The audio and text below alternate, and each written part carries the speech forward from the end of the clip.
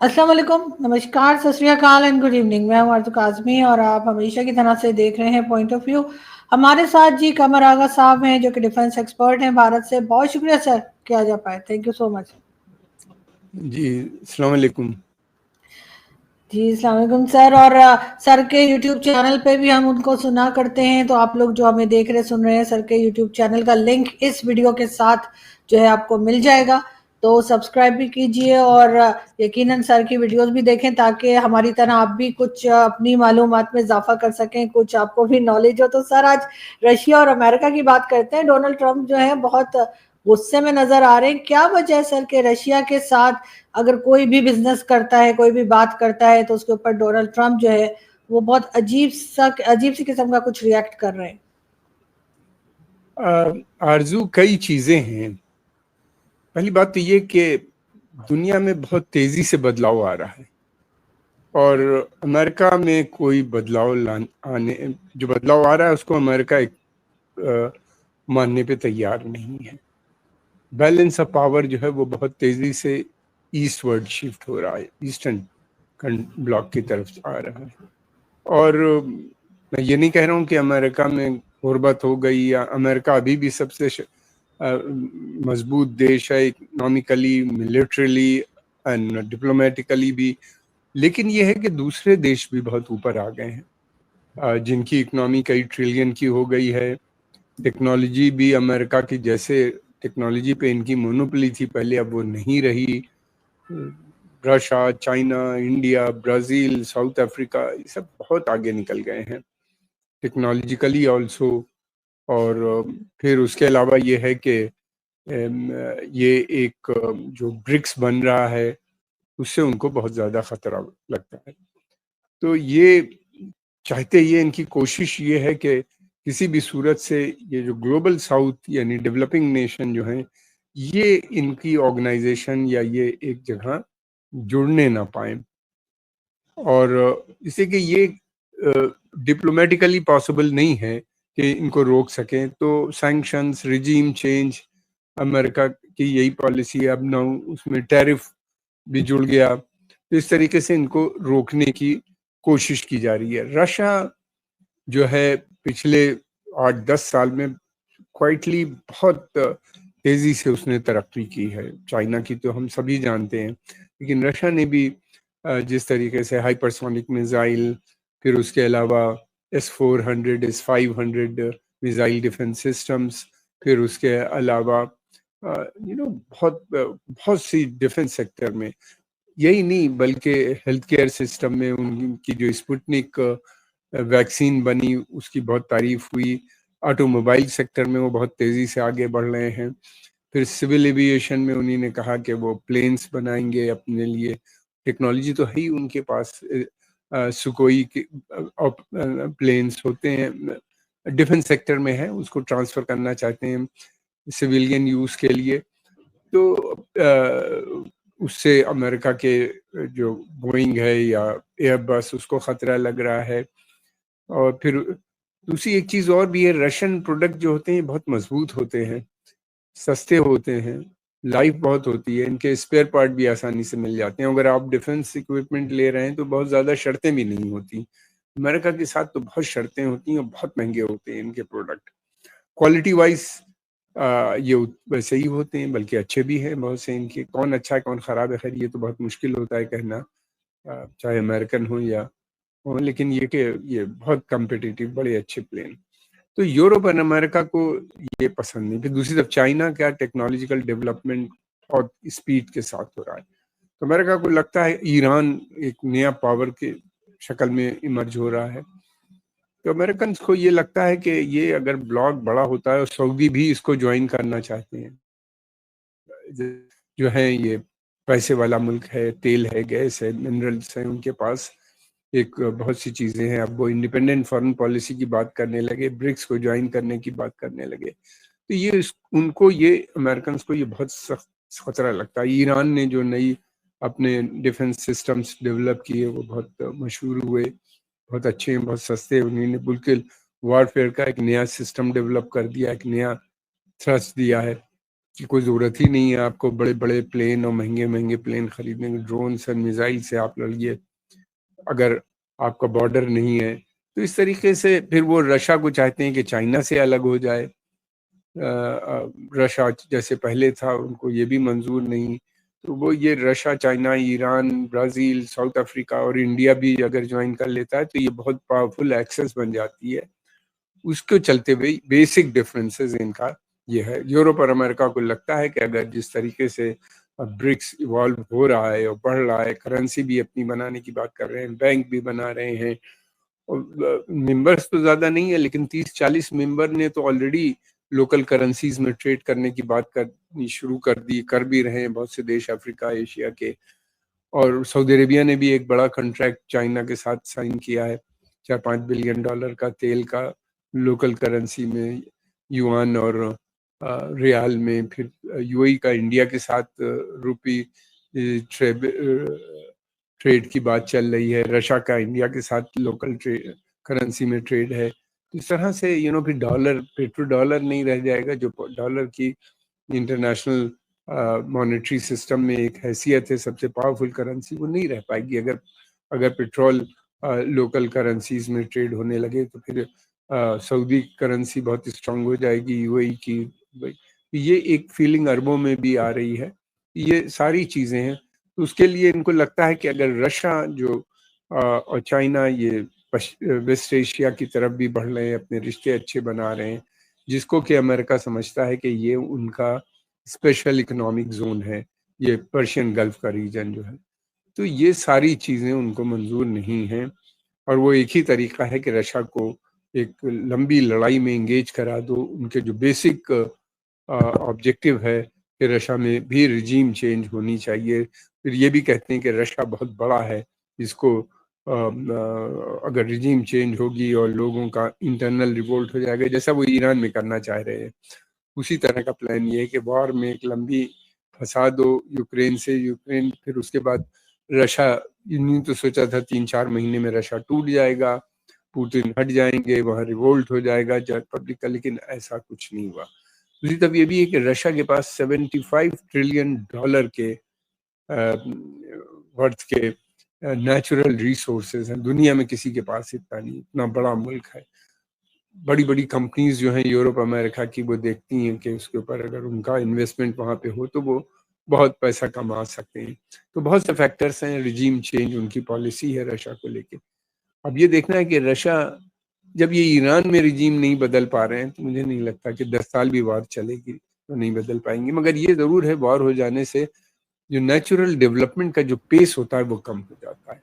हम देख रहे हैं ईरान में भी, अगर ईरान के से सैंक्शन हट जाए या रशिया से जो नई वॉर बंद हो जाए और सैंक्शन हट जाए, तो रशिया बहुत आगे निकल सकता है और ये बहुत स्ट्रांग हो सकता है।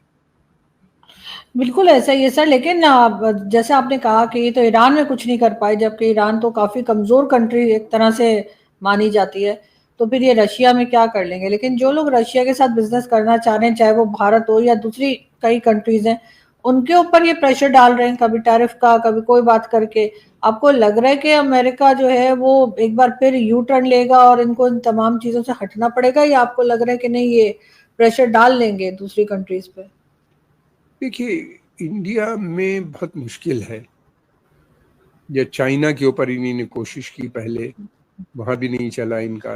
इंडिया में भी मुझको लगता है हमारे यहाँ नेशनलिज्म बहुत डीप रूटेड है, और कोई भी गवर्नमेंट अगर इसी के ये यही नहीं चाहते, ये चाहते हैं कि जिस देश से ये दोस्ती करना चाहते हैं कि वो देश जो है वो अमेरिकन फॉरेन पॉलिसी को भी फॉलो को पूरी तरह से सपोर्ट करे, अमेरिकन कैंप में पूरी तरीके से आ जाए। फिर ये चाहते हैं कि मिलिट्री अलायंस भी वो कर ले, टोटली अलाइन कर ले, मिलिट्रीली भी अमेरिका के साथ आ जाए। जैसे भारत को वो चाहते हैं कि इंडो पैसिफिक में वो पूरी तरीके से उन्हीं ने जो एक नया मिलिट्री अलायंस बनाया है, Australia, United kingdom and America का भारत पे प्रेशर है कि भारत भी ज्वाइन करे मिलिट्री अलायंस को। तो अगर फ्यूचर में चाइना से कोई वार होती है तो वो इंडियन आर्मी को इस्तेमाल कर सकते हैं, जैसे उन्होंने फर्स्ट वर्ल्ड वॉर में, सेकेंड वर्ल्ड वॉर में इंडियन आर्मी का इस्तेमाल किया। इंडिया की आर्मी बड़ी आर्मी है,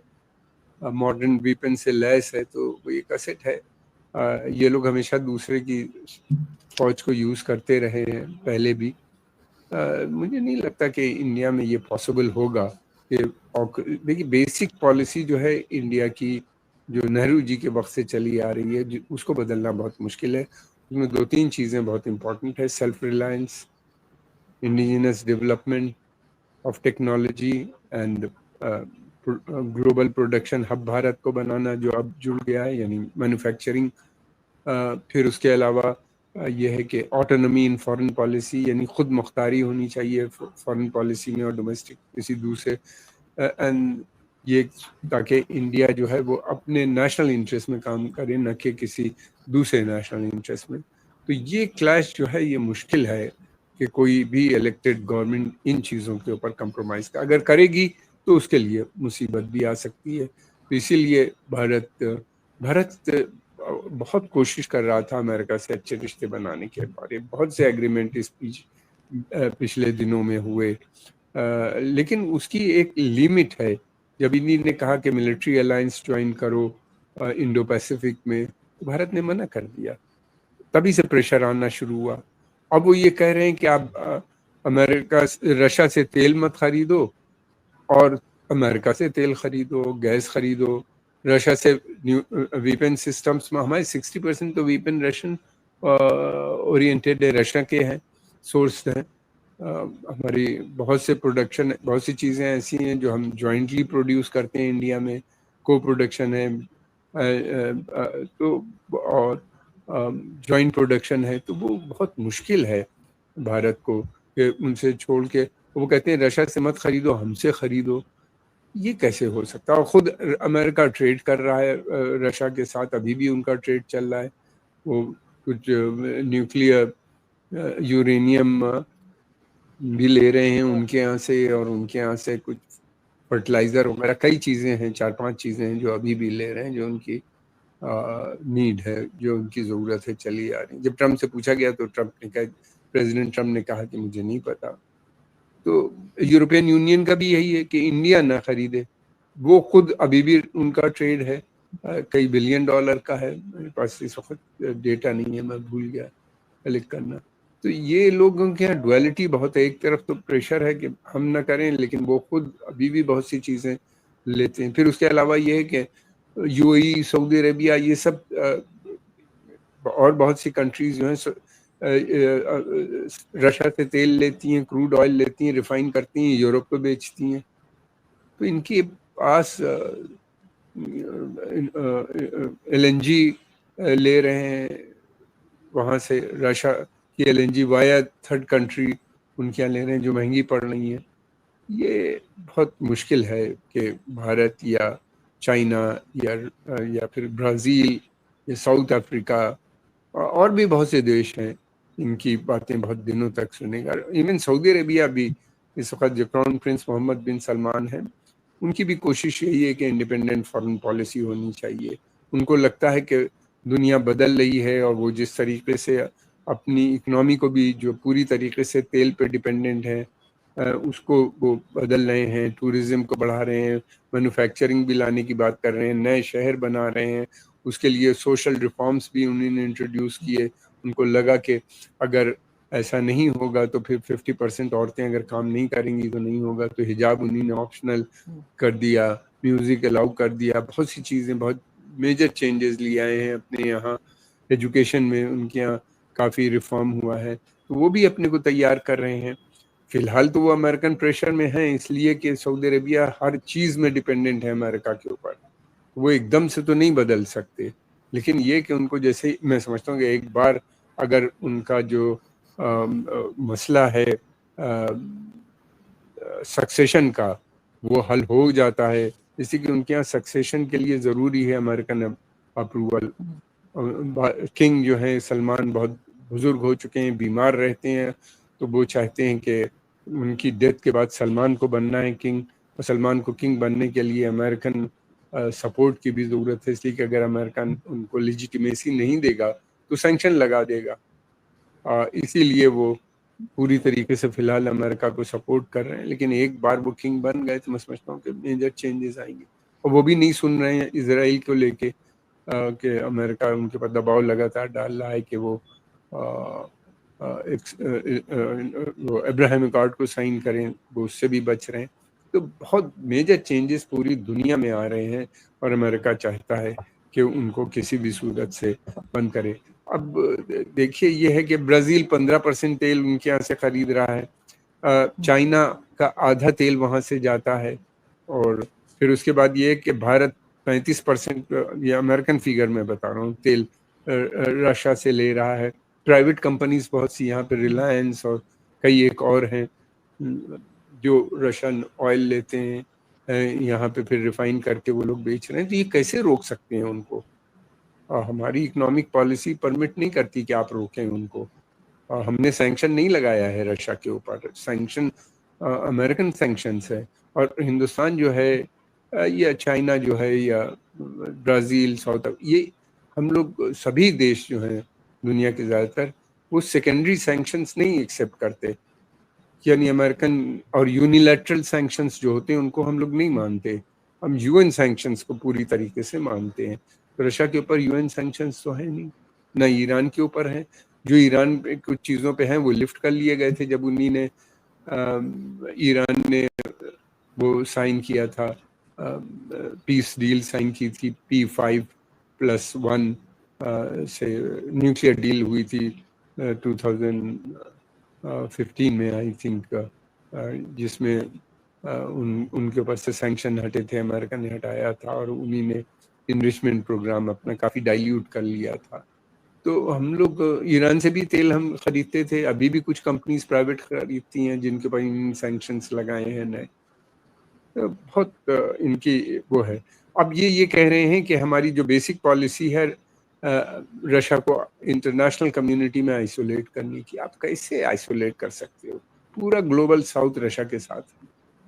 फ्रांस का बहुत दबदबा है सहल रीजन में, ये जो है बुर्किना फासो, चैड, नाइजर, माली का जो फ्रेंच स्पीकिंग अफ्रीका है, जहाँ पे फ्रेंच कॉलोनी थी, वो सब रशियन, फ्रांस को वहाँ से एक्सपेल कर रहे हैं, और रशियन उनको बुला रहे हैं, प्राइवेट जो उनके कॉन्ट्रैक्टर हैं आर्मी वाले, वैगनार को, और रशिया से उनकी रिलेशन बढ़ रहे हैं, फ्रांस को निकाल रहे हैं, कह रहे हैं कि फ्रेंच कॉलोनी की ने उनको रियल तरीके से डेवलप। ये सब बहुत रिच नेशन है, ऑयल, मिनरल, यूरेनियम, गैस सब तो पाई जाती है वहाँ।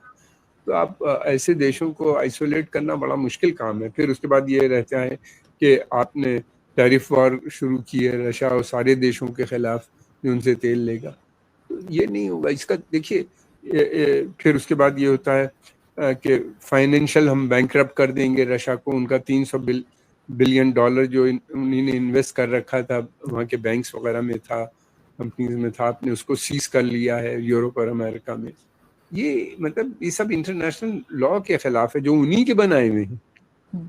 और फिर उसके अलावा ये है कि मिलिट्री कैपेबिलिटी को लिमिट कर देंगे रशिया की। आप कुछ नहीं कर पा रहे हो।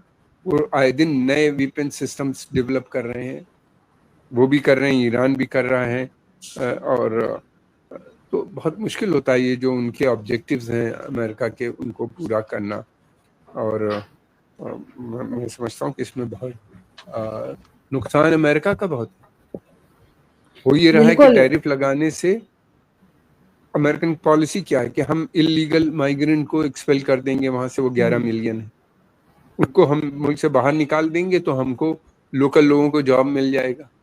फिर उसके बाद आप ये कहते हैं कि हम जो है टैरिफ लगा देंगे, तो टैरिफ लगा देने से जो टैरिफ एक तरह का टैक्स होता है आरजू, तो इम्पोर्टेड जो सामान इंपोर्ट किया जाता है उस पर टैक्स होता है, वहां पे आके लगेगा।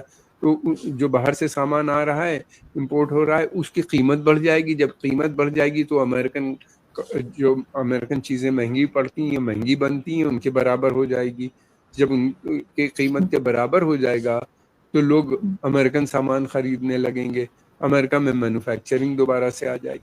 ये कहाँ से आ जाएगी मैन्युफैक्चरिंग का आरजू बिल्कुल सिस्टम ही बदल गया। पहले एक कार जो थी वो एक कंपनी के अंदर सब बन जाता था, कुछ चीजें छोटी मोटी बाहर बनती थी एंसिलरी, बाकी सारी चीजें वहां बन के निकलती थी। अब एक कार जो है वो 15-20 मुल्कों में बनती है, जो चीज यहाँ सस्ती बनती है वहां से वो बनवाते हैं, अमेरिकन बिल्कुल भी, ऐसे यूरोपियन भी, सबका यही है। तो इसी तरह हर चीज अब वो वहां पे अमेरिका में मैन्युफैक्चरिंग तो बिल्कुल बंद हो गई, सिवाय हाई नेट वर्थ प्रोडक्ट्स के या बहुत हाई टेक्नोलॉजी वगैरह जो है वो तो वो वहां बनते हैं, बाकी तो सब बाहर चला गया। तो ये बहुत मुश्किल है इनका करना के, और रशियन डेवलपमेंट को ये हम वो कर देंगे, चेक कर लेंगे, अरे कुछ समय के लिए कर सकते हो।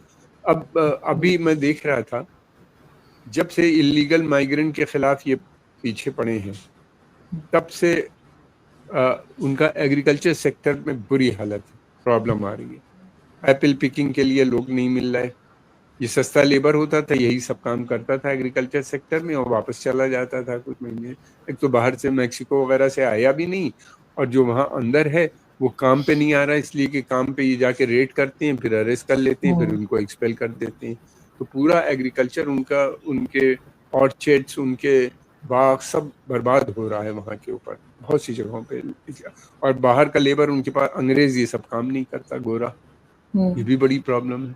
फिर उसके अलावा ये हो रहा है कि उनके उनके यहाँ प्राइस राइस, कीमतें बढ़ती जा रही हैं चीज़ों की बहुत, ये भी एक बड़ी मुश्किल हो रही है।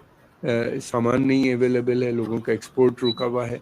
इस तरह से आप पेपर पे तो ये सब पॉलिसी बना लेते हो, इराक के लिए आपने बनाई कि इराक को हम सब बिल्कुल, उन्हीं ने प्री इंडस्ट्रियल एज में पहुंचा दिया, ये अनाउंसमेंट उन्हीं ने किया था, उस वक्त जो प्रेसिडेंट थे जॉर्ज बुश जूनियर ने, कि हमने इराक को, लेकिन क्या हुआ, आपने सद्दाम हुसैन को तो मार दिया, लेकिन प्रो अमेरिकन रिजीम आज तक नहीं बना पाए। जबरदस्ती एक आर्म बेस, मिलिट्री का बेस आपने वहां पे बना रखा है, आप उसको खाली नहीं कर रहे हो, जबकि इराकी कह रहे हैं खाली करो। और इनका प्लान था कि हमारा तेल पे सब पे कब्जा होगा इराक के, हमें इराक का तेल बहुत अच्छा है, लेकिन आपको नहीं मिल पाया तेल अभी भी। फिर इसी तरह अफगानिस्तान में इन्हीं ने किया, जिनसे 23 साल लड़े उन्हीं को पावर दे के आए हैं, हैंड ओवर करके आए। तो ईरान में रिजीम नहीं चेंज कर पा रहे हैं, कहाँ रशा तो बहुत ही शक्तिशाली है, और इतना रिसोर्सेज है जो सस्ता वो बेच के सालों चला लेंगे। बिल्कुल ऐसे ही सर, और लग यही रहा है कि इनकी समझ में कुछ आ रहा नहीं है, और ये जो काम करते हैं वो उल्टा पलट के इन्हीं की तरफ आ जाता है। लेकिन बहरहाल इस न्यूज को हम जो है वो टाइम टू टाइम हम अपडेट्स जो है वो लेते रहेंगे और आपसे कांटेक्ट करते रहेंगे। बहुत शुक्रिया कि आपने आज ज्वाइन किया। Thank you so much. Thank you.